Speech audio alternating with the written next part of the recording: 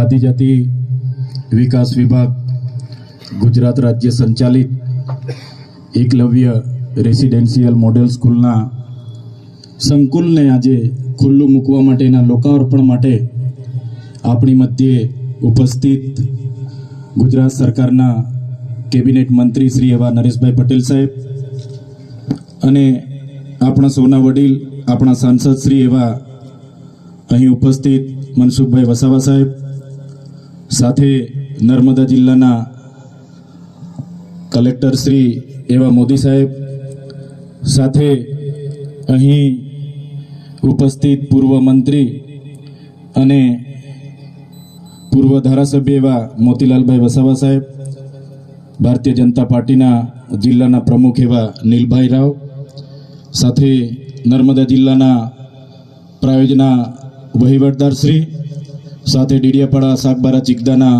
પ્રાંત અધિકારી શ્રી, મામલતદાર શ્રીઓ, તાલુકા વિકાસ અધિકારી શ્રીઓ સહિત પૂર્વ જિલ્લા પંચાયતના પ્રમુખ એવા મનજીભાઈ વસાવા, પર્યુષાબેન વસાવા, તમામ જિલ્લા પંચાયતના સભ્યશ્રીઓ, તાલુકા પંચાયતના પ્રમુખ, તાલુકા પંચાયતના સભ્યશ્રીઓ, સરપંચશ્રીઓ, તમામ સામાજિક સંગઠનના પાર્ટીઓના પદાધિકારીઓ, સાથે ICDSના અધિકારીગણ, જિલ્લાના વહીવટીતંત્રગણ, આંગણવાડી બહેનો, અહીંયા અભ્યાસ કરતા વિદ્યાર્થીઓ, મીડિયાના મિત્રો, પોલીસ અધિકારીઓ, આજના કાર્યક્રમમાં સૌને હું આવકારું છું.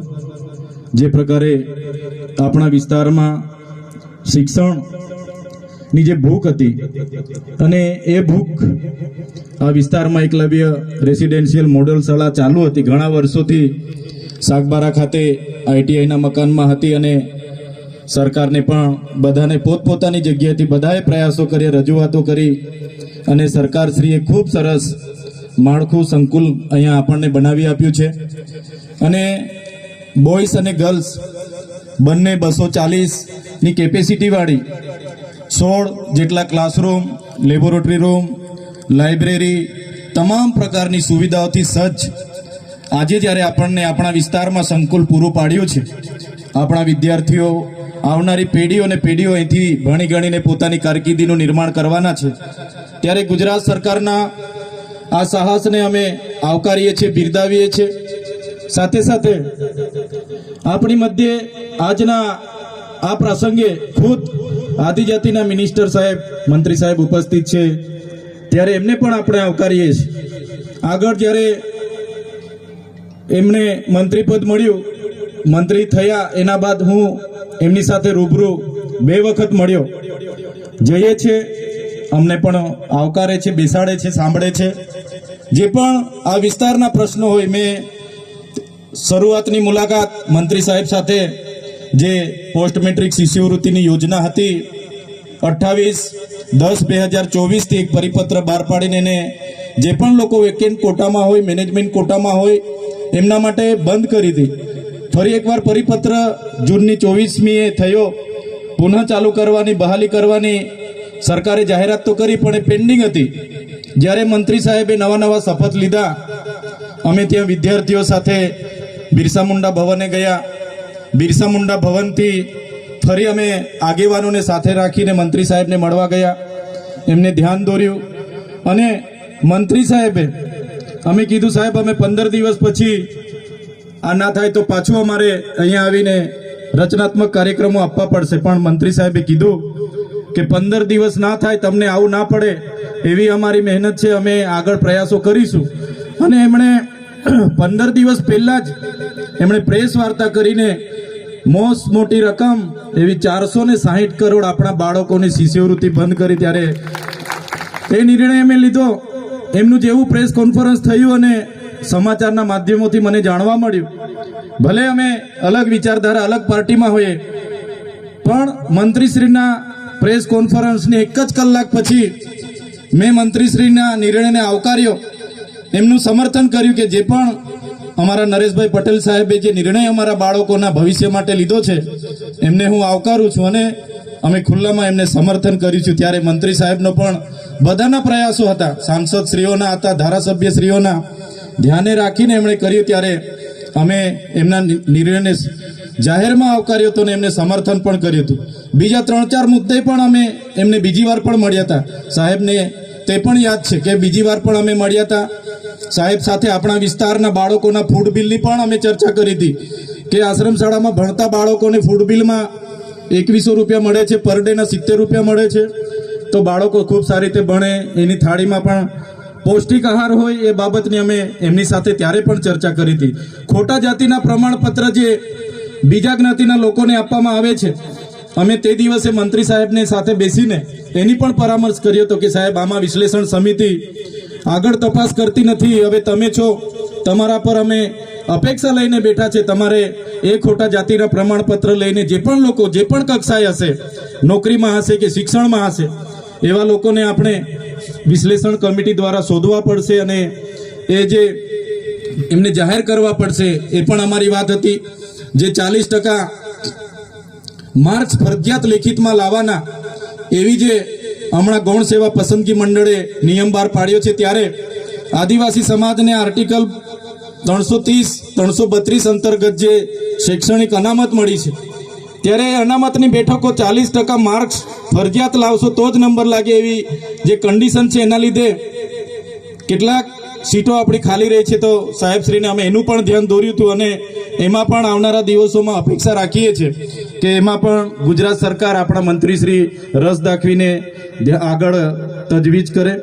માન્ય મંત્રી સાહેબો, તમે બેઠા છો, સાંસદ સાહેબ પણ છે. સાહેબ, આટલો મોટો મારા વિસ્તારમાં કાર્યક્રમ છે, કલેક્ટર સાહેબ, પ્રાંત સાહેબ અને પ્રાયોજનાજી, શર્માજી, હું અહીંનો ધારાસભ્ય છું ભાઈ. મને કેમ કોઈ ફોન બી નહીં કર્યો, પત્રિકા નહીં, જાણ નહીં, ખુલાસો કરો. હું ધારાસભ્ય છું ભાઈ. આ મારું અપમાન નથી, મારી જનતાનું અપમાન છે. આ મારું અપમાન નથી. મને કોઈ કાર્યક્રમનો મોહતાજ નથી. મને પત્રિકામાં નામ આવે, મારી તકતીમાં નામ આવે તો જ ચૈતર વસાવા આવે એવું નથી. ચૈતર વસાવા નામ માટે હું નથી આવતો. મારા જનતાને, મારા સરપંચે કીધું કે આટલો મોટો કાર્યક્રમ છે શિક્ષણનો, સાહેબ તમારે આવવું પડશે, એટલે મેં આવ્યો છું. અને કલેક્ટર સાહેબ, તમારી જવાબદારી છે, તમે વહીવટ છો, તમે મને ફોન કરીને જણાવો ને કાર્યક્રમ છે. મંત્રી સાહેબ ગાંધીનગરથી આવે છે, કઈ તકલીફ છે અમારાથી તમને? પ્રાયોજનાજી, શર્માજી, તકલીફ है आपको? તો કેમ ભાઈ તમે અમને જાણ નથી કરતા? કેમ આમંત્રણ નથી આપતા? તમારું વહીવટી તંત્ર હું ધંધા કરે છે ને બધું ખબર છે. હમણાં મોદી સાહેબ આવ્યા હતા, ખર્ચો થાય ભાઈ, 8-10 કરોડ રૂપિયાનો ખર્ચો થાય. તમે દેવ મોગરામાં ડેકોરેશન માટે કલેક્ટર સાહેબ 16 કરોડ રૂપિયાનો અમારા આદિજાતિ બજેટમાં ખર્ચો પાડ્યો છે. તમે ત્યાં મોદી સાહેબના મંડપના સ્ટેજ માટે 15 કરોડના ખર્ચા કર્યા છે. ટોયલેટ, મોબાઈલ ટોયલેટ માટે 2,40,000નો 2 કરોડ ને 40 લાખના તમે ખર્ચા પાડ્યા છે. નાસ્તા માટે 2 કરોડ ખર્ચા પાડ્યા છે. તમે ડોમ માટે 2 કરોડ ખર્ચા પાડ્યા, ચા માટે 2 કરોડ ખર્ચા પાડ્યા, બસ માટે 2 કરોડ ને 71 લાખ રૂપિયાનો ખર્ચો પાડ્યો. કેમ? અમે સવાલ પૂછીએ એટલે તમને નડીએ છે? તમારા મનમાં ધુમાડો હોય તો કાઢી નાખજો ભાઈ. બરાબર છે? આ જનતાના ટેક્સના પગારે આપણે બધા છે. આ જનતાના ટેક્સનો પગાર મને પણ મળે છે, તમને પણ. કલેક્ટરથી તલાટીથી લઈને કલેક્ટર સુધીના બધા તમે નોકર છો, અમે બધા સેવક છે. આ લોકોએ જે પણ કે અમે પ્રતિનિધિ છે, અમને અધિકારો આપ્યા છે. તમે અમને કેમ અહીંયા બોલાવ્યા નથી? ના સાહેબ, અમારે વિદ્યાર્થીઓ અમે કેવું પડે છે. અમને કઈ, તમે દર વખતે ચિકદામાં કીધું, દર વખતે આ જ પ્રશ્ન ઉભો કરો છો, દર વખતે આ જ પ્રશ્ન ઉભો કરો છો. ઓ ભાઈ, ધારાસભ્ય છું, લોકોએ મને ચૂંટ્યા છે, મને આમંત્રણ જોઈએ ભાઈ. આ કોઈના પૈસાથી આ બિલ્ડિંગ નથી બની, તમારા ઘરના પૈસાથી બની છે. અરે વિષય પર તો મને આમંત્રણ કેમ નથી આપ્યું? મને જાણ કોઈ એક ફોન કેમ નથી કર્યો? કેમ ભાઈ? અમે ધારાસભ્ય ચૂંટાયેલા છે, લોકોએ અમને અધિકાર આપ્યા છે, અમારો અવાજ તમે દબાવવાની વાત કરો છો. અમને કેમ નથી આમંત્રણ આપ્યું? તમે તમારે આમંત્રણ આપવું જોઈએ ને અમને. ઓ ભાઈ, બંધ કરી દેવાડો, મારા અધિકાર છે ભાઈ. તમે બંધ કરી દે એટલે, બંધ કરી દે એટલે આમંત્રણ કેમ નથી? બંધ કરી દે એટલે, બંધ કરી દે એટલે, બંધ કરી દો એટલે આમંત્રણ આપવું જોઈએ ને તમારે. અમને તમે આમંત્રણ કેમ નથી આપ્યું ભાઈ? અમે ચૂંટાયેલા ધારાસભ્ય છે, અમને એક ફોન કોઈનો આવ્યો નથી. કલેક્ટર સાહેબની જવાબદારી છે. આ કોઈના કમલમના પૈસાથી બિલ્ડિંગ નથી બની ભાઈ. કોઈ તો પછી પણ સાહેબ અમે તમારી રિસ્પેક્ટ કરીએ છીએ સાહેબ. દરેક સરકારના કાર્યક્રમમાં હું હાજર છું.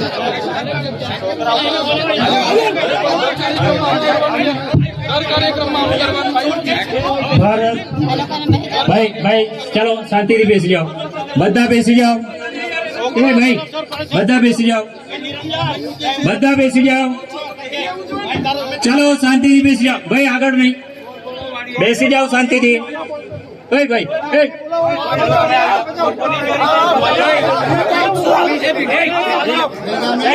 સાહેબ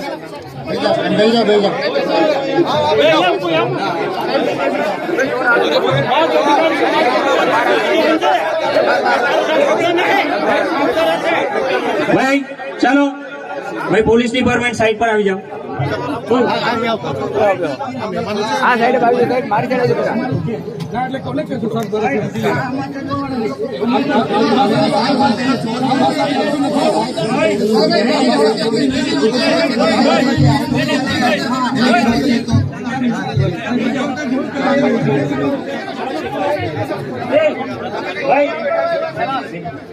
હાલો, આપણે શાંતિ રાખીએ છીએ ભાઈ. આ શિક્ષણ એ બધા માટે જરૂરી છે અને શિક્ષણનો કાર્યક્રમ છે. આપણે બધા ખૂબ શિક્ષિત છીએ ત્યારે આ સ્ટેજ પર આવ્યા છે.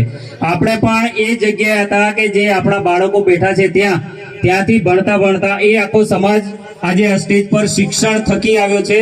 બિલકુલ શાંતિ રાખીએ. અને આપણી વચ્ચે આપણા માનનીય સાંસદ સભ્ય શ્રી મનસુખભાઈ વસાવા સાહેબને હું વિનંતી કરું છું, મહેરબાની કરીને પ્લીઝ કોઈ પણ તમે ભાઈ બે ઘડી એક શબ્દ આપણો આગ લગાડે એવું નહીં, શાંતિ રાખો. આ શિક્ષણનો છે. અહીંયા જે ડિગ્નિટીઝ છે, આપણા માનવંતા સાહેબો છે, આપણા ધારાસભ્ય હોય કે આપણા સાંસદ સભ્ય હોય, એ આપણા માનવંતા છે. એમની વાત સાંભળો, સમજો, ગમે તેમ બોલવાનું નથી આપણે. અને આ શિક્ષણનો કાર્યક્રમ છે. આદરણીય મનસુખભાઈ વસાવા સાહેબને હું વિનંતી કરીશ તેમના વિચારો રજૂ કરવા માટે.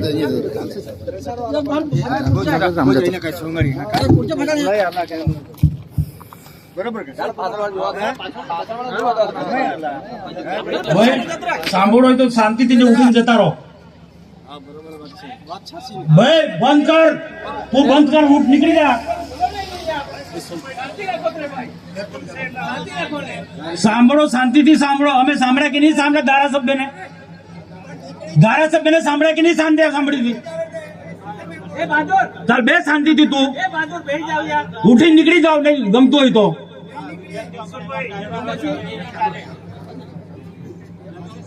ભારત માતા કી ભારત. ભાઈ તમે નીકળી જાઓ, બાજુ ઉભા રહો.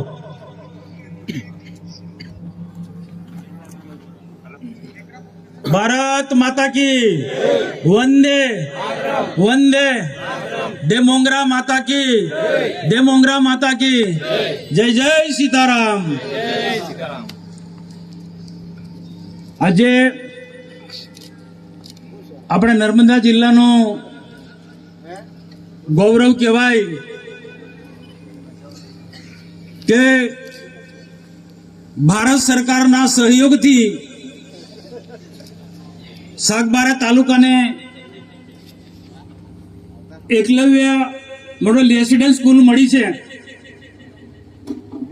ને એના ઉદ્ઘાટન પ્રસંગે આપણી વચ્ચે આપણા ગુજરાત સરકારના આદિજાતિ કલ્યાણ મંત્રી નરેશભાઈ પટેલ ના કર કમલથી આનું લોકાર્પણનો કાર્યક્રમ થઈ રહ્યો છે.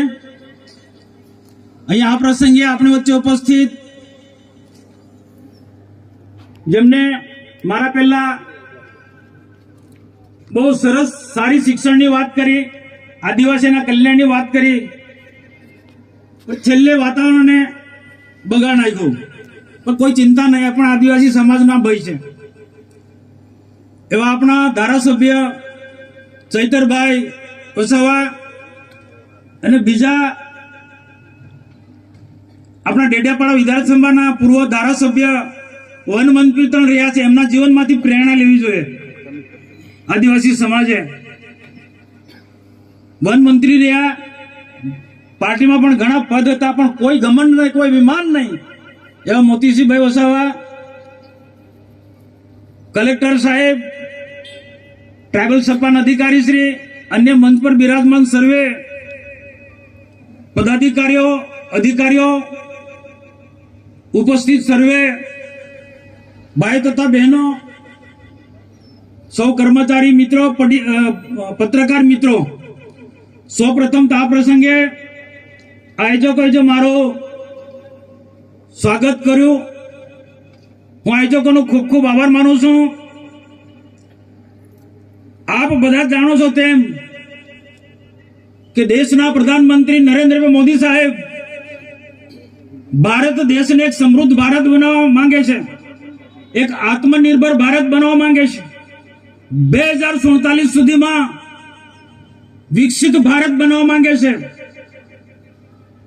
અને જ્યારે વિકસિત ભારત બનવાનો છે, દેશમાં એકે એક ક્ષેત્રનો એક સમાન ને સર્વાંગી વિકાસ થવાનો છે, તો એમાં શિક્ષણ અતિ આવશ્યક છે. સમગ્ર દેશ અને સમગ્ર ગુજરાતની અંદર શિક્ષણનું સ્તર ઉપર ઉઠાવવા માટે રાજ્ય સરકાર અને ભારત સરકાર તમામ પ્રયત્નો કરે છે. ને આપણે બધા જોઈ રહ્યા છો તેમ કે આ એકલેવર મોડેલ સ્કૂલ 2017 થી મંજૂર થઈ હતી, ને મોતીભાઈ વસાવા એ વખતે હતા, એમના વખતે પ્રારંભ થયો. આ સ્કૂલ મનસુખભાઈ વસાવાએ મંજૂર કરાવી હતી ભારત સરકારમાંથી. આ ભારત સરકારના ફંડથી ચાલતી સ્કૂલ છે. ઘણો લાંબો સમય ત્યાં સાગબારા આઈટીઆઈમાં રહેવું પડ્યું. બહુ ભવ્ય બિલ્ડિંગ બન્યું છે, તમે જોઈ શકો છો બધા. અને પત્રકાર મિત્રોને પણ વિનંતી, તમે બતાવો ગુજરાતને, આદિવાસી સમાજને કે ભારત સરકાર, દેશના પ્રધાનમંત્રી નરેન્દ્રભાઈ મોદી સાહેબની સરકાર આદિવાસીઓ માટે કેવી સુવિધા આપે છે, જે સુરતમાં, બરોડા કે ગાંધીનગર કે અમદાવાદમાં ન હોય એવા પ્રકારનું આખું બિલ્ડિંગ બન્યું છે. સ્કૂલ બિલ્ડિંગ, રેસિડેન્ટ, તમામ સ્ટાફ સહિત.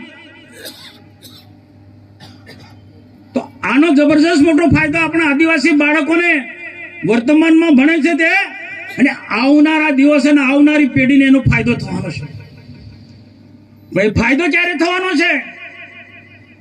એક આદિવાસી સમાજને એક સાચો મેસેજ આપવો પડશે કે સરકારની નીતિ આવી છે, સરકાર આદિવાસી બાળકો માટે આટલું કરે છે. ચૈતરભાઈ સારી વાત કરી સ્કોલરશિપની, બહુ સારી વાત કરી, પણ એમાં અમારા બધાનો જ નિર્ણય હતો. નરેશભાઈને ખબર છે, જ્યાં રજૂઆત કરવાની ત્યાં બધી જ જગ્યાએ અમારી મર્યાદા છે, બધી જ જગ્યાએ રજૂઆત કરી. સ્કોલરશિપનો પ્રશ્ન હોય પણ સમય મર્યાદામાં થયો ને નિર્ણય. આ નિર્ણય સમય મર્યાદામાં થાય મહત્વનું છે. કોઈ પણ નિર્ણય સમય મર્યાદાની અંદર થાય, ડીલે કોઈ થતું નથી. ભોજન બિલની વાત કરું, પહેલા શું સ્થિતિ હતી? આજે આશ્રમ શાળા હોય, એકલેવ મોડલ સ્કૂલ હોય, આદર્શ શાળા હોય, સમય અમે સરકારમાં રજૂઆત કરીએ છીએ. ને આજે ભોજન બિલ જે મળે છે તમે જુઓ. અમે અહીંયા આવતા પહેલા અહીંયા ડેડિયાપાડા રાજ્ય સરકાર સંચાલિત સ્કૂલનો અમે વિઝિટ લીધી, આદર્શ નિવાસી શાળા એકલો મોડલ સ્કૂલની. સાહેબ ત્યાં જમ્યા, વિદ્યાર્થીઓ શું જમે છે, કેવી સુવિધા છે, અચાનક ગયા હતા, એવું નહીં કે અગાઉથી. તો નર્મદા જિલ્લાની અંદર આવી ખૂબ સારી રાજ્ય સરકારની, ભારત સરકારની સારી સ્કૂલો છે. એનાથી ઉપર ઉઠીને વાત કહું કે આ ભારતીય જનતા પાર્ટીની સરકારમાં, નરેન્દ્રભાઈ મોદીની સરકારમાં કોલેજ નથી. સાગબારામાં અમે કોલેજ લાયા છે, ડેડિયાપાડામાં કોલેજ નથી, અમે કોલેજ લાયા છે, નેત્રંગમાં કોલેજ લાયા, ઝઘડિયામાં કોલેજ લાયા છે. અને એથી આગળ વધીને વાત કહું કે ડેડિયાપાડામાં કૃષિ ઇજનેરી કોલેજ, એ કૃષિ ઇજનેરી કોલેજમાં કોને એડમિશન મળે? સાયન્સનો વિદ્યાર્થી હોય એને કૃષિ ઇજનેરીમાં એડમિશન મળે. ઇજનેરી કોલેજ નર્મદામાં આજે 15 વર્ષથી ચાલે છે, પણ જગ્યા નહોતી મળતી. 2 વર્ષ પહેલા ડોક્ટર ધારસનાબેન દેશમુખ, રાજપીપળાના ધારાસભ્ય સાથે અમે બંને કુંવરપરા નજીક હજરપરા પાસે એનું ખાતમુહૂર્ત કર્યું, અને ટૂંક સમયની અંદર ઇજનેરી કોલેજ રાજપીપળામાં કાર્યરત છે, એનો લાભ પણ આપણા નર્મદા જિલ્લાના લોકોને મળવાના. અને એનાથી આગળ વધીને વાત કહું કે ભરૂચની અંદર વર્ષો સુધી આવું કોઈ નહોતું વિચાર્યું. ભરૂચની અંદર મેડિકલ કોલેજ લાયા છે અમે લોકો. નર્મદા જિલ્લામાં મેડિકલ કોલેજ લાયા છે. આ સામાન્ય બાબત નથી ભાઈ, આ જેવી તે બાબત નથી. ઇજનેરી કોલેજ, મેડિકલ કોલેજ, અને એનાથી આગળ ભગવાન બિરસા મુંડા ટ્રાઇબલ યુનિવર્સિટી, આ આદિવાસીનું ગૌરવ કહી શકાય. બિરસા મુંડા ટ્રાઇબલ યુનિવર્સિટી રાજપીપળામાં ચાલુ થઈ છે આપણા નર્મદા જિલ્લામાં, કે જે આદિવાસી વિદ્યાર્થીનો એને ફાયદો થવાનો છે. અલગ અલગ પ્રકારના અભ્યાસક્રમો એમાં ચાલે છે, અલગ અલગ પ્રકારના એમાં અભ્યાસક્રમો ચાલે છે. અને એનું લોકાર્પણ પણ દેશના પ્રધાનમંત્રી નરેન્દ્રભાઈ મોદી સાહેબે, જે કેવડિયા સરદાર વલ્લભભાઈ પટેલ અને જે એકતા પરેડનો કાર્યક્રમ હતો એ વખતે એનું લોકાર્પણ કર્યું. આ ટ્રાઇબલ યુનિવર્સિટી એટલે જેવી તેવી બાબત છે. આદિવાસી વિદ્યાર્થીઓનો ફાયદો થવાનો છે. આદિવાસી સમાજ ક્ષેત્રની અંદર કામ કરનારા લોકોને મારે કહું કે સમય સમય તમે વિઝિટ લો. ને રાજ્ય સરકાર ને ભારત સરકારે આવી જે અનેક પ્રકારની આદર્શ નિવાસી શાળાને અનેક પ્રકારની આપણને ભેટ આપી છે. વિકાસ કોને કહેશું? રોડ રસ્તા થઈ જાય, બિલ્ડિંગ બની જાય, એને વિકાસ નહીં. સાચો વિકાસ શિક્ષણ. શિક્ષણના ક્ષેત્રમાં સરકાર શું કામ કરે છે એ નોંધ લેવું પડશે. સારું શિક્ષણ હશે તો આદિવાસી સમાજના છોકરા ડોક્ટર બનશે, એન્જિનિયર બનશે, આઈએસ અધિકારી બનશે. આ આદિવાસીની દીકરી છે હળપતિ, મારે ના જાહેર ના કેવું છે, આદિવાસીની દીકરી છે, છેલ્લે બેઠી છે. આદિવાસીની દીકરી ભણી તો આઈએસ બની છે. આવનારા દિવસની અંદર દેશ અને ગુજરાતની અંદર અનેક આદિવાસી યુવાન ને યુવતીઓને આઈએસ અધિકારી બનાવવાના છે, આઈપીએસ અધિકારી બનાવવાના છે, ક્લાસ 2 બનાવવાના છે. ને એ ધ્યેય સાથે સરકાર આગળ વધી રહી છે. એ ધ્યેય સાથે આગળ નવી શિક્ષણ નીતિમાં તમે જો. ને સમાજને પણ મારી વિનંતી છે, અહીંયા થકી મારે કેવું છે આદિવાસી સમાજને, જે નિંદા કરનારા લોકોને પણ મારે કેવું છે, નિંદા કરો, અમને કોઈ વાંધો નથી. નિંદાથી અમે બોધપાઠ લઈશું. કબીર સાહેબે શું કીધું છે? કબીર સાહેબે તો એવું કીધું કે નિંદા કરે એને હાથે રાખો. નિંદક નીરે રાખે આંગન કુટી સમાય, બિન પાણી બિન સાબુન મલમલ કાયા ધોઈ. પણ ટીકા ટિપ્પણી મર્યાદા હોય ભાઈ. ટીકા ટિપ્પણી એ પણ મર્યાદા હોય. કરો કોઈ વાંધો નહીં, પણ આપ સૌને બધાને મારે વિનંતી છે, ટીકા ટિપ્પણી કરે એમને પણ કે અમે સરકારે, રાજ્ય સરકારે, ભારત સરકારે જબરજસ્ત મોટી ભેટ આપી છે આપણા નર્મદા જિલ્લાને શિક્ષણના ક્ષેત્રે. આ કોલેજોમાં કોને એડમિશન મળવાના છે? મેડિકલ કોલેજમાં, એન્જિનિયરિંગ કોલેજમાં કોને એડમિશન મળવાનું છે? ટ્રાઇબલ યુનિવર્સિટીના સારા અભ્યાસક્રમો છે એમાં કોને એડમિશન મળવાનું છે? ઉચ્ચ કક્ષાના અભ્યાસક્રમમાં ક્યારે કોને એડમિશન મળવાનું? એના માટે આપણે પ્રાઇમરી કક્ષાથી 1 ધોરણથી 8 ધોરણ સુધી આપણે કાળજી રાખવી પડશે. આપણા બાળકોને ગુણવત્તાવાળું શિક્ષણ મળવું જોઈએ. અને ગુણવત્તાવાળા શિક્ષણની સાથે સાથે સંસ્કારી શિક્ષણ પણ. સંસ્કાર પણ તેટલા જરૂરી છે ભાઈ. આદિવાસી સમાજે શિક્ષણની પણ તેટલી જરૂર છે અને સંસ્કારની પણ જેટલું છે. તો આ જે મોડલ સ્કૂલ ખુલી છે, પણ અહીંયા કોને એડમિશન મળવાનું? આપણી ઈચ્છા છે કે ગરીબમાં ગરીબ બાળકને પણ અહીંયા એડમિશન મળવું જોઈએ. ગરીબમાં ગરીબ બાળકને પણ આવી જે સ્કૂલો છે એમાં એડમિશન મળવું જોઈએ. અને આવી સ્કૂલોમાં સારું શિક્ષણ પ્રાપ્ત કર્યા પછી અહીંનો ભણેલો વિદ્યાર્થી નોટ કરજો, અહીંનો ભણેલો વિદ્યાર્થી ટ્રાઇબલ યુનિવર્સિટીમાં એડમિશન મેળવી શકશે, મેડિકલ કોલેજમાં એડમિશન મેળવી શકશે, નર્મદામાં મેડિકલ કોલેજ ભરૂચમાં એડમિશન મેળવી શકશે, ઇજનેરી કોલેજમાં એડમિશન મળી શકશે, ઉચ્ચ કક્ષાના અભ્યાસક્રમોમાં એડમિશન મળી શકશે. અને તંત્રને પણ હું કહું છું, અહીંયા પૂરતો નહીં, દરેક જગ્યાએ હું કહું છું, જ્યાં જ્યાં આવા પ્રકારની સ્કૂલો ચાલતી હોય ત્યાં બધે જ જગ્યાએ વહીવટી તંત્રને મારી વિનંતી છે કે આમાં અભ્યાસ કરેલો વિદ્યાર્થી પાવરફુલ બનવો જોઈએ, કે એને એડમિશન મળે છે, એની પરીક્ષા લેવાય નહીં. ક્રીમ છોકરાને એડમિશન મળે છે. મેં ભારત સરકારનો મંત્રી હતો, આનો બહુ અભ્યાસ કર્યો છે કે ક્રીમ છોકરાની આવા સ્કૂલોની અંદર એડમિશન મળે ને જ્યારે 10મા ધોરણમાં અને 12મા ધોરણમાં બહાર પડે ત્યારે પાવરફુલ તમામ રીતના સક્ષમ રીતના બહાર પડવો જોઈએ. એ બહાર પડે તો એ જે લાઈનમાં જવા માંગતો હોય, મેડિકલમાં, એન્જિનિયરિંગમાં, આઈએમના અભ્યાસક્રમના ઉચ્ચ કક્ષાના અભ્યાસક્રમમાં જ્યાં પણ જવું હોય, આઈએસની પરીક્ષા, આઈપીએસની પરીક્ષા, કે બેંકોની પરીક્ષા, રેલવેની પરીક્ષા, ઓએનજીસીની પરીક્ષા, આવી પરીક્ષાઓમાં સરળતાથી પાસ થાય એવા પ્રકારનું શિક્ષણ મળવું જોઈએ. ને મને વિશ્વાસ છે કે મળશે, એ મળશે. ને એના માટે વાલીઓ પણ જાગૃત થવું પડશે. આવી સારી સારી હું આભાર માનું ગણપતભાઈ વસાવાનો, એમણે મિલિટરી સ્કૂલ વાડી મુકામે ચાલુ કરી છે. પણ મિલિટરી સ્કૂલમાં કોને એડમિશન મળવાનું? આ દિમાગ કોઈ દોડાવે છે? આવી રીતના કોઈ મંથન કરે છે? એમાં પણ 1 થી 8 ધોરણનું પ્રાઇમરી કક્ષાનું શિક્ષણ જેનું સારું હશે, ગુણવત્તાવાળું શિક્ષણ હશે, એને એડમિશન મળવાનું છે. આ એંગલથી આદિવાસી સમાજે વિચાર કરવાનો છે. આ એંગલથી આપણે મંથન કરવાનું છે. આદિવાસી સમાજને ઉપર ઉઠાવવો છે. 2047 સુધીમાં આ દેશ વિકસિત થવાનો છે, વિકસિત ભારત બનાવવાનો છે. અમેરિકાની હરોળમાં, ચાઇનાની હરોળમાં આ ભારત આવવાનો છે. કોઈ તાકાત નથી આ રોકી શકે. ને એ પ્રકારે મોદી સરકાર ને રાજ્ય સરકાર કામ કરી રહી છે. તેમાં આપણે નર્મદા જિલ્લો કે આદિવાસી સમાજ પાછળ ના રહી જાય એના માટે આપણે ચિંતા વ્યક્ત કરવાની છે, એના માટે મંથન કરવાનું છે. અને હું આશા રાખું કે અહીંયા બધા જ લોકો આ વિભાગ સાથે જોડાયેલા અધિકારીથી માંડીને શિક્ષક મિત્રોને બધાને જ કે દેશના પ્રધાનમંત્રી નરેન્દ્ર મોદી સાહેબ આદિવાસી સમાજને ઉપર ઉઠાવવાનો પ્રયત્ન કરી રહ્યા છે. એક જ્યારે ગુજરાતના મુખ્યમંત્રી હતા ત્યારે શાળા પ્રવેશનો કાર્યક્રમ ચલાવ્યો, કન્યા કેળવણી મહોત્સવનો કાર્યક્રમ ચલાવ્યો અને 3 દિવસ સુધી ડેડિયાપાડામાં હતા. મારા મોતીભાઈ એમની સાથે હતા, અમે બધા સાથે હતા. આવું કોઈને વિચાર આવ્યો તો ભાઈ? ભૂતકાળમાં કોઈ મુખ્યમંત્રીને આવો કઈ વિચાર આવ્યો તો કે આદિવાસીનું શિક્ષણનું સ્તર ઉપર ઉઠાવવા માટે આ શાળા પ્રવેશો, કન્યા કેળવણી મહોત્સવનો કાર્યક્રમ કરાય? ગામડામાં મંત્રીઓ, સેક્રેટરીઓ, આઈએસ અધિકારીને 3 દિવસ સુધી દોડાયા. આ સામાન્ય બાબત નથી ભાઈ. આદિવાસી સમાજે આની નોંધ લેવી પડે, પ્રધાનમંત્રીનો આભાર માનવો પડે. ને શાળા પ્રવેશોના કન્યા કેળવણી મહોત્સવના કારણે આખા ગુજરાતની અંદર ક્રાંતિ આવી છે. શિક્ષણના ક્ષેત્રે ક્રાંતિ આવી. દીકરા પણ ભણતી થઈ છે. મોદી સાહેબે કે દીકરીને પણ ભણાવો, કન્યા કેળવણી મહોત્સવનો અભિયાન ચલાવો. આખા ગુજરાતની અંદર દીકરીઓ ભણતી થઈ છે. આ સામાન્ય બાબત નથી. શિક્ષણના ક્ષેત્રે ક્રાંતિ આવી છે.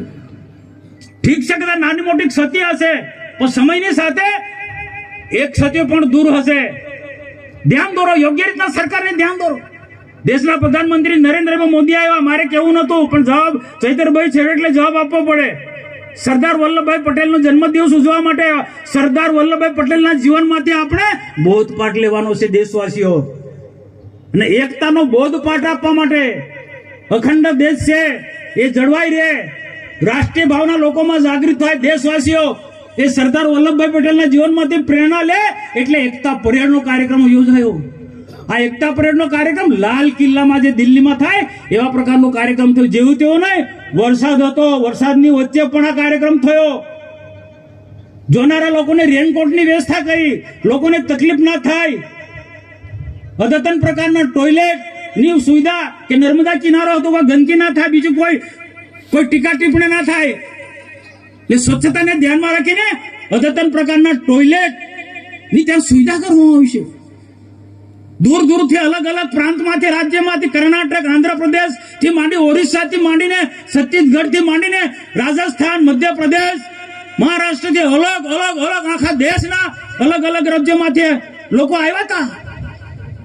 અલગ અલગ કૃત્ય લઈને આવ્યા હતા.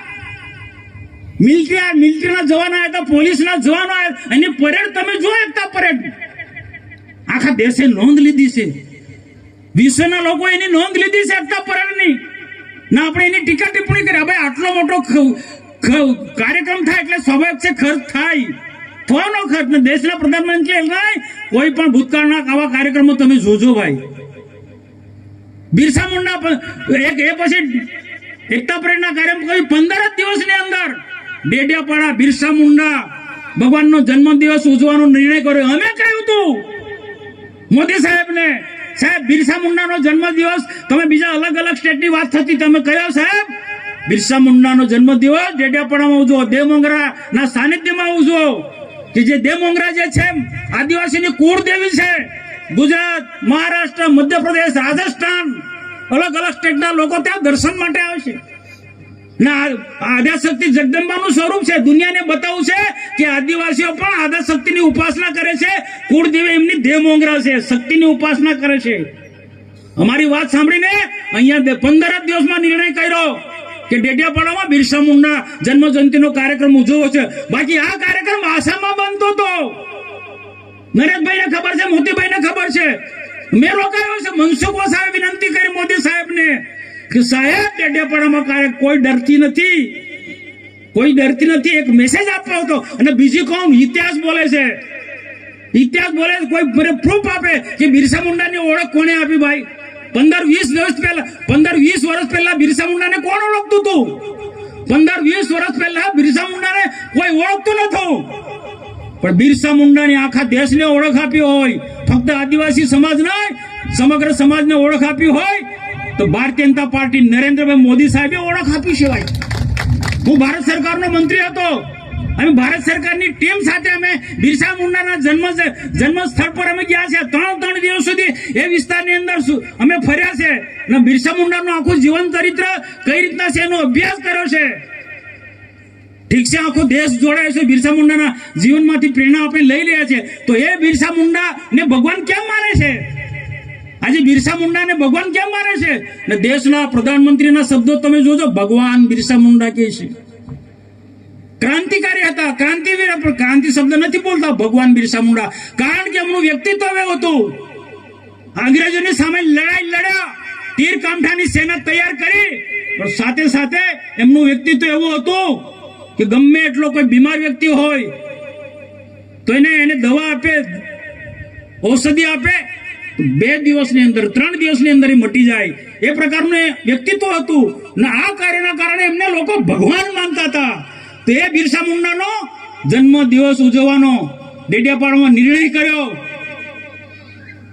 અને આપ બધા જાણો છો તેમ 1 લાખ સમાઈ શકે એટલો ડોમ બન્યો. કેમ ભાઈ? બીજા બધી જગ્યાએ બધા શહેરી વિસ્તારમાં ડોમ બને, એવો ડેમ આદિવાસી વિસ્તારમાં ડોમ ના બનવો જોઈએ? આદિવાસીઓ સારા ડોમમાં ના બેસી શકે? આદિવાસીઓ એક સારા ડોમમાં બેસે એના માટે પણ આગ્રહ અમારો હતો. સામાન્ય મંડપ નહીં જોઈએ, પ્રધાનમંત્રી આવે છે તે ડોમ સારો હોવો જોઈએ. ને તમે જોજો, ટીવીમાં જોયો છે કેટલો બફકાદાર આખો ડોમ હતો. અને આખા ડોમની અંદર લોકો ભરાઈ ગયા. પ્રદર્શનની અંદર, યાત્રાની અંદર આખા 25-30 હજાર લોકો હતા. 1 લાખ, 1.5 લાખ, 1.5 લાખ લોકો આજે 2 ટાઈમ જમાડે છે આદિવાસીઓને. કેમ ભાઈ? આદિવાસીને જમાડ્યા એનો હિસાબ માંગો તમે, એનો હિસાબ માંગો છો. દેવ મોંગરા માતાજીનું દર્શન કર્યો. આજે એ ત્યાં એ વિદ્યાર્થીની હતી, નરેશભાઈ પૂછ્યું કે મોદી સાહેબે શું પૂછ્યું? દેવ મોંગરા માતાજીના દર્શન કર્યા, પણ સાથે સાથે આસપાસના જે વિદ્યાર્થીઓ હતા, સારી સ્કૂલોના વિદ્યાર્થીઓને ત્યાં ભેગા કર્યા હતા. કોઈ રાજનીતિ નહોતા કરવા. આદિવાસી સમાજ કઈ રીતના આગળ વધી રહ્યો છે ત્યાં દેવ મોંગરા ચર્ચા કરી. એવા સ્ટુડન્ટો સાથે અમે વાર્તાલાપ કર્યા કે મોદી સાહેબે શું બોલ્યું? તો મોદી સાહેબે શું કે આદિવાસી સમાજ માટે સરકાર અમે આટલું બધું ખર્ચ કર્યા છે, આટલી સારી સુવિધા, સારા બિલ્ડિંગો બનાવે, તમે શું બનવાના છો? તો દીકરીઓ કીધું અમે IAS અધિકારી બનીશું, અમે ડોક્ટર બનીશું. ને એ દેવ મોંગરા ત્યાં ગયા, ત્યાં પણ 3 હેલિપેડ બન્યા. સ્વાભાવિક છે, પ્રધાનમંત્રી છે ભાઈ, સન્માનીય નેતા છે, એના માટે હેલિપેડ બને. એ રીતના ડેડિયાપાડામાં હેલિપેડ બને 3. ને લોકોને લાવવા માટે કેમ આદિવાસીને ટેમ્પા એક્ટમાં લઈ જાય? અમે આગ્રહ રાખ્યો છે, ટેમ્પાની વ્યવસ્થા અમે ના પાડી હતી. ટેમ્પા નહીં, બસ મૂકો. મારા આદિવાસીઓ માટે પણ બસની સુવિધા કરો. અને આદિવાસીઓને અહીંયા એટલે કોઈ ભાજપના આટલા કાર્યકર્તા નહોતા. સરકારી વહીવટી તંત્રને કીધું ગામમાં જે પણ લોકો હોય બિરસા મુંડાના જીવનમાંથી જેને પ્રેરણા લેવી હોય એવા લોકોને લઈ આવ્યો. ને એવા લોકો અહીંયા આવ્યા છે ડેડિયાપાડામાં. એવા લોકો જે બિરસા મુંડાની ઓળખ આપી મોદી સાહેબે. ને આવનારા દિવસોમાં બિરસા મુંડાએ શું કીધું? આદિવાસીનો સાચો વિકાસ કરવો હોય, અંગ્રેજોની સામે લડતા એમને એવું કહ્યું છે. આ વાત બધા લોકો શીખવાની છે. અંગ્રેજીની સામે લડ્યા પૂરી તાકાતથી, ભીલ સેના, તીરકામઠાવાળી સેના, પણ સાથે સાથે એમને એવું કહ્યું છે આદિવાસીનો સાચો વિકાસ 25 વર્ષની વયે, એ વખતે દેશ આઝાદ પણ નહોતો થયો, એ વખતે બિરસા મુંડાએ એવું કહ્યું હતું કે દેશ તો આઝાદ થશે પણ આદિવાસી સાચો વિકાસ કરવો હશે તો કેટલાક કુરિવાજો છે, કેટલીક અંધશ્રદ્ધાઓ છે, કેટલાક વ્યસનો છે, એ ત્યજવા પડશે અને સારું શિક્ષણ લેવું પડશે, ગુણવત્તાવાળું શિક્ષણ લેવું પડશે. અંગ્રેજી શિક્ષણની હિમાયત કરી હતી અમને. અને એ બેઝ પર આજે ભારતીય જનતા પાર્ટીની સરકાર, રાજ્ય સરકાર ને ભારત સરકાર આગળ વધી રહી છે. બિરસા મુંડાએ કહ્યું છે શિક્ષણ પર ભાર મૂક્યો છે. આદિવાસીનો ત્યારે જ વિકાસ થવાનો છે.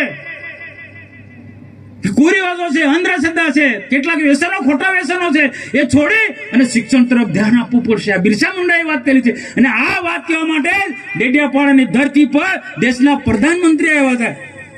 હિસાબ માંગો કોઈ વાંધો નથી, પણ છાસવારે સોશિયલ મીડિયામાં, ટીવીમાં અને હિસાબ આપો, હિસાબમાં ભાઈ આખા પ્રધાનમંત્રી નહીં, આદિવાસી સમાજનો અપમાન છે.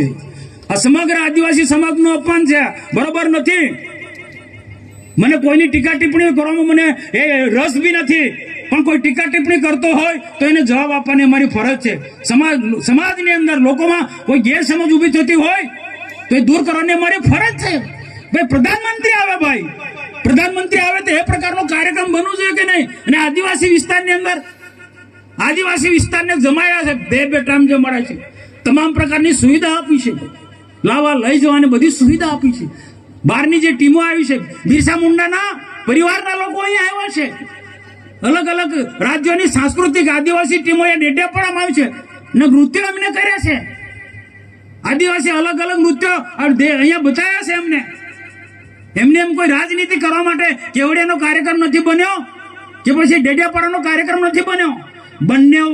બંને કાર્યક્રમમાં સરદાર વલ્લભભાઈ પટેલનો એકતા પરેડનો કાર્યક્રમ પણ રાષ્ટ્રીય પર્વ હતો ને બિરસા મુંડાનો પણ કોઈ રાજકીય પાર્ટીનો કાર્યક્રમ નહીં, રાષ્ટ્ર વિચારધારાનો ભરેલો કાર્યક્રમ હતો. જેમાંથી આવનારા દિવસોમાં 2047માં દેશ વિકસિત ભારત બનવાનો છે. તો આ બંને મહાપુરુષોમાંથી દેશવાસીઓ પ્રેરણા લે. સરદાર વલ્લભભાઈ પટેલ અને બિરસા મુંડાના જીવનમાંથી પ્રેરણા લે દેશવાસીઓ. એટલા માટે બંને મોટા કાર્યક્રમ કર્યા. તો આજના પ્રસંગે મારે ઉપસ્થિત સર્વેને મારે નમ્ર વિનંતી છે, પોલીસ જવાનો પણ અહીંયા ઉપસ્થિત છે, કાયદો અને વ્યવસ્થા જાણો, તમે ખૂબ મહેનત કરો, તમારા છોકરાની પણ ચિંતા કરજો ભાઈ. તમારા છોકરા પણ સારું ભણે, આવી સ્કૂલોમાં મોકલો, આઈએસ અધિકારી બને, આઈપીએસ અધિકારી બને, કલેક્ટર બને, ડીએસપી બને. કમ ભાઈ આ ગરીબ આદિવાસીનો છોકરો કલેક્ટર ડીએસપી ના બને, આ દીકરી બની આઈએસ. તમે પણ તમારા છોકરાને ભણાવો. કોઈ પણ પ્રકારના નાના મોટા કર્મચારી હોય, આવી સ્કૂલોનો ફાયદો લો. સરકાર ખૂબ મોટી ભેટ આપે. અને આવનારા દિવસોમાં જ્યાં પણ શિક્ષણના ક્ષેત્રમાં કંઈક પણ ઘટતું હશે ને, તો રાજ્ય સરકાર ને ભારત સરકાર કટિબદ્ધ છે એ ઘટે છે પૂર્તતા કરવા માટે. ધ્યાન દોરો યોગ્ય રીતના, સમજદારીપૂર્વક આપણે બધા સૌ સાથે મળીને આદિવાસી વિસ્તારનો નર્મદા જિલ્લાનો વિકાસ કરીએ, એ વાત સાથે મારી પૂર્ણ કરું. સોની નમસ્કાર. ભારત માતા કી જય હિન્દ. ખૂબ ખૂબ આભાર આદરણીય મનસુખભાઈ વસાવા સાહેબ. એમની વાકચટાથી આપણા સમાજના શિક્ષણ માટેની જે ચિંતા કરી છે એ બે વાતને ફરીથી જોરદાર તાળીઓથી આપણે વધાવી લઈએ મિત્રો. અને હવે આપણી વચ્ચે આપણા માનવંતા આજના કાર્યક્રમના અધ્યક્ષ અને ગુજરાત સરકારના આદિજાતિ વિકાસ વિભાગના મંત્રી શ્રી આદરણીય નરેશભાઈ પટેલ સાહેબને આપણે વિનંતી કરીએ. આપણા ભારત માતા કી. કેમ મને નથી સાંભળવાના? ચાલો બધા હાથ ઊંચા કરો. બે બોલો ભારત માતા કી. દેવ મોગરા માતાજી કી જય. આ પવિત્ર ધરતી ઉપર ખૂબ સરસ મજાની વર્ષોના વર્ષો સુધી આપણા આદિવાસી બાળકો અભ્યાસ કરી શકે, એનું જીવન બનાવી શકે અને સમાજ અને આ દેશને ઉપયોગી બની શકે એવા શુભ ભાવ સાથે આપણા આદરણીય નરેન્દ્રભાઈ મોદી સાહેબની જે કલ્પના હતી કે મોટા ઘરનું દીકરું જે સુવિધા સાથે ભણે છે એ જ રીતે આદિવાસી બાળક પણ પૂરી સુવિધા સાથે ભણી શકે, અને એ વિચારોને અમલમાં મૂકીને આજે એકલવ્ય રેસિડેન્શિયલ સ્કૂલો પૂરા ગુજરાતની અંદર ખૂબ મોટી સંખ્યામાં બની રહી છે. આજે જ્યારે નવનિર્મિત મકાનનું આપણે લોકાર્પણ કરવાના છીએ. આ પ્રસંગે ઉપસ્થિત આ જ વિસ્તારમાં વર્ષો સુધી જેમણે સેવા આપી છે, ભારત સરકાર અને રાજ્ય સરકારમાં મંત્રી પણ હતા, અને તમારા લાડીલા સંસદ સભ્ય આદરણીય મનસુખભાઈ વસાવાજી, મારા સાથી ધારાસભ્ય ભાઈ શ્રી ચેતરભાઈ વસાવાજી, કલેક્ટર શ્રી, આપણા પ્રાઇવેટના વહીવટદાર શ્રી, આપણા મોતીભાઈ, નીલભાઈ, મંચ પર ઉપસ્થિત સર્વે અમારા આગેવાનો, ઉપસ્થિત મોટી સંખ્યામાં ભાઈઓ અને બહેનો, મીડિયાના મિત્રો, આ સ્કૂલના શિક્ષક અને વિદ્યાર્થી ભાઈ બહેનો, આ જે સ્કૂલ છે ખરેખર ગઈકાલે મેં 4 વાગે નક્કી કર્યું.